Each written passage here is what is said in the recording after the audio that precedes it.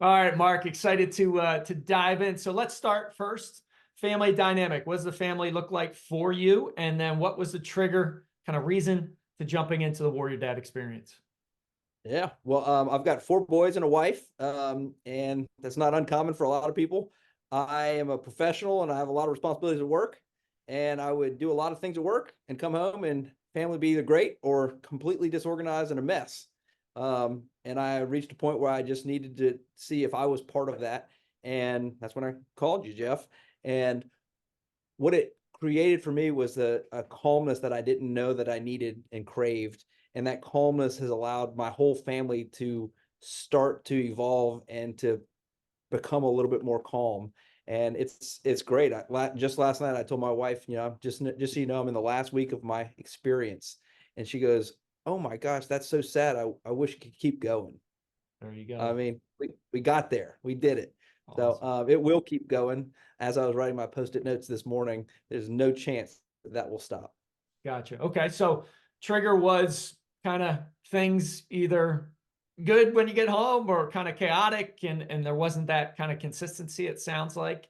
I know your brother Alex jumped into your experiences, was kind of pinging you, but he finally broke you down and said jump in. What are one, two, or three things kind of top of mind that really stand out that were a difference maker for maybe not only yourself, but for your boys, your wife, the family dynamic? Yeah, I guess the things that stand out the most for me is that um, when I had a conversation with Alex, he was trying to see if I would join the experience, and I Mhm. said, "Well, I'm actually, I'm a pretty damn good dad. Right. I bet most of us are pretty damn good dads, but could we be better? Are we good? Are we better? What's the best version?"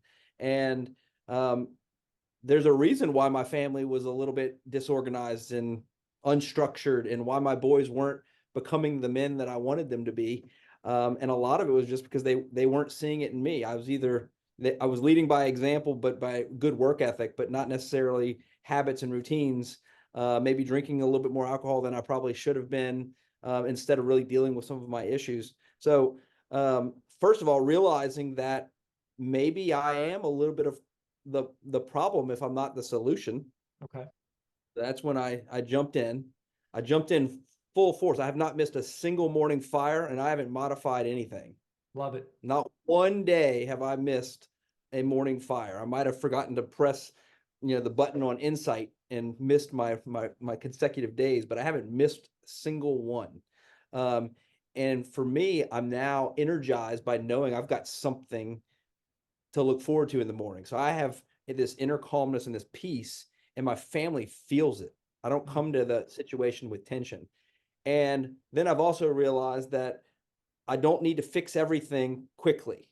I'm a Okay. fast fixer. Mm. And just by laying down routine and organization, I'm watching all the different personalities in my family follow suit in their own on their own timeline. And to me, that just shows you how powerful consistency is.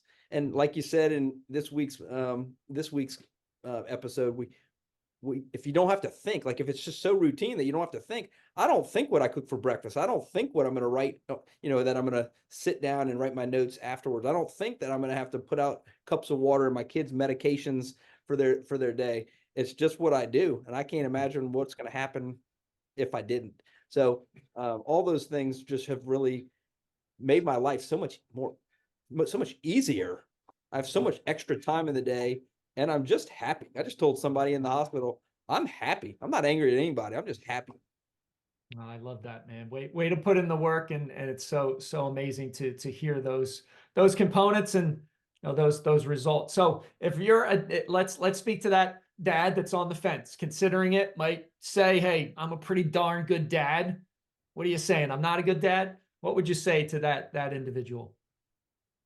I'm going to say a couple things. First off, the sticker shock is what people is turning almost every person away initially. Mhm. Okay.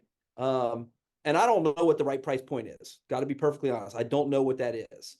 But it was worth every single penny.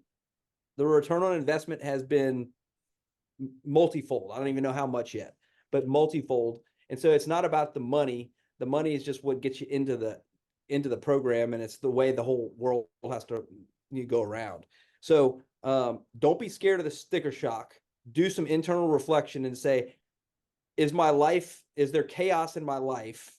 If there is, no matter how good of a dad or a husband that you think you are, you probably need to consider it.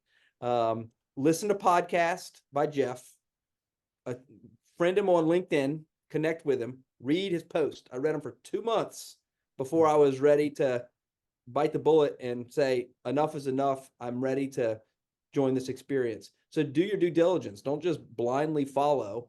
Do your due diligence. Realize that it's not a secret trick or anything like that, but it is someone holding you accountable until you can hold yourself accountable. Yeah.